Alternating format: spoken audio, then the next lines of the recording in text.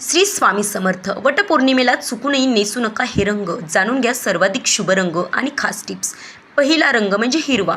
वटपौर्णिमेला हिरव्या रंगाला अनन्यसाधारण महत्त्व आहे. हा रंग निसर्गाचा, समृद्धीचा आणि सौभाग्याचा प्रतीक मानला जातो. हिरव्या रंगाची कापडाची साडी किंवा पैठणी या दिवशी अतिशय सुंदर आणि शुभ मानले जाते. दुसरा रंग आहे तो म्हणजे लाल. लाल रंग हा सौभाग्याचं प्रेम आणि प्रतीक आहे. तिसरा रंग आहे तो म्हणजे पिवळा किंवा नारंगी. हे रंग मांगल्य, उत्साह आणि प्रसन्नतेचे प्रतीक आहेत. पूजेच्या वातावरणात हे रंग खूप उठून दिसतात आणि त्यामुळे स्त्रीचं सौंदर्यही अगदीच खुलून दिसतं. आता पुढचा रंग आहे तो म्हणजे गुलाबी.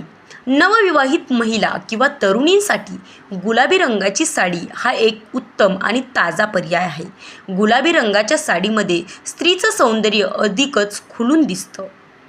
तुमच्यासाठी सर्वात महत्त्वाचं म्हणजे कोणते रंग टाळावेत. महत्त्वाची टिप्स. हिंदू धर्मात धार्मिक आणि शुभ कार्यामध्ये काळा आणि पांढरा रंग किंवा जास्त गडद राखाडी रंग नेहमीच वर्ज्य मानला जातं. त्यामुळे वटपौर्णिमेच्या दिवशी पूजेसाठी हे रंग पूर्णपणे टाळावेत. तुमच्या रूपासाठी काही खास टिप्स जाणून घ्या. तुम्ही जर हिरवी किंवा लाल साडी नेसणार असाल तर त्यावर पारंपरिक सोन्याचे दागिने किंवा मोत्यांचे दागिने खूप छान दिसतील. केसात पांढरा शुभ्र मोगऱ्याचा गजरा माळल्यास तुमचा पारंपरिक रूप पूर्ण होईल. तुम्हाला वटपौर्णिमेच्या मनापासून शुभेच्छा.